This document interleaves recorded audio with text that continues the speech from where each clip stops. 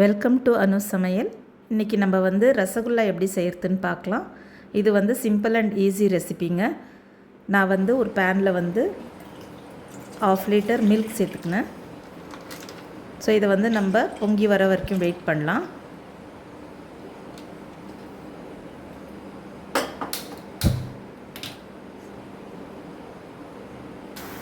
பாருங்கள், பால் பொங்கிடுச்சு. பொங்கி கொதி வந்திருந்தோம். நம்ம லெமன் ஜூஸ் ஆட் பண்ணிக்கலாம்.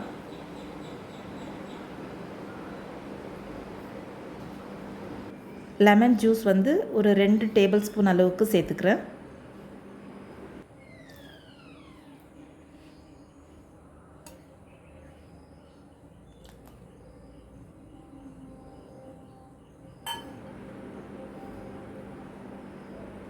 பாருங்கள், பால் திரிஞ்சு வந்துருச்சு. ஸோ இப்போ நம்ம வேறு பவுலுக்கு வடிகட்டி எடுத்துக்கலாம்.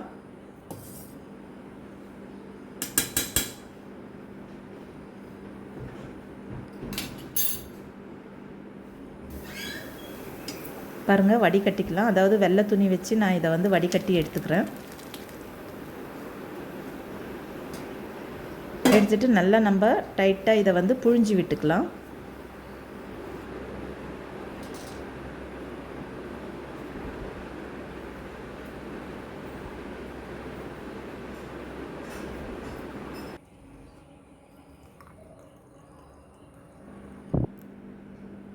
இப்போ நம்ம வேறு எண்ணத்தில் 2லேருந்து 3 கிளாஸ் தண்ணி சேர்த்துக்கிட்டு 1/2 கப்பு சர்க்கரை சேர்த்துக்கலாம். அதாவது கிட்டத்தட்ட ஒரு 200 கிராம்ஸ் அளவுக்கு.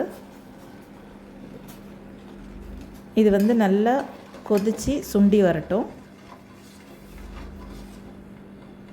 ஏலக்காய் 2லேருந்து 3 சேர்த்துருக்கேன்.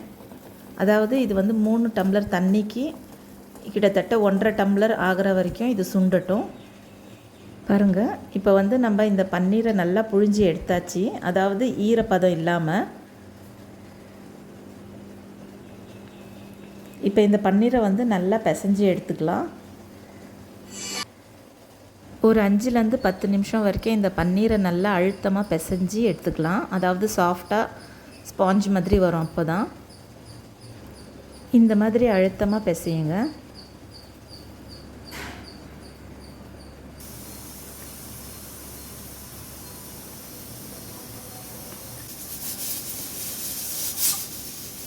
பாருங்கள், சூப்பராக பிசைஞ்சாச்சு. இப்போ நம்ம எந்த ஷேப் வேணுமோ அந்த ஷேப்பில் நம்ம எடுத்துக்கலாம். ரவுண்ட் வேணும்னா நீங்கள் ரவுண்டாக கூட எடுத்துங்க.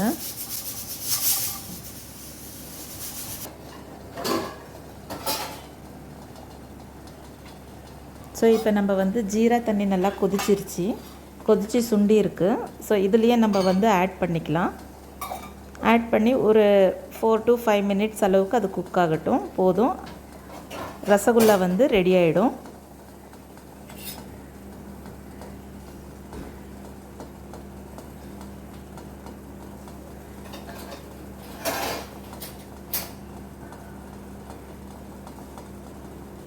பாருங்கள், 5 மினிட்ஸ் அளவு குக் ஆகிடுச்சு. இப்போ ஜீரா எல்லாம் ரசகுல்லாவில் இறங்கியிருக்கும். ஸோ நீங்களும் ட்ரை பண்ணி பாருங்கள். பிடிச்சிருந்துச்சின்னா லைக் பண்ணுங்கள், ஷேர் பண்ணுங்கள், கமெண்ட் பண்ணுங்கள். பாருங்கள், ஸ்பாஞ்ச் மாதிரி வந்திருக்கு. பாருங்கள், ட்ரை பண்ணுங்கள் ஃப்ரெண்ட்ஸ். தேங்க்யூ.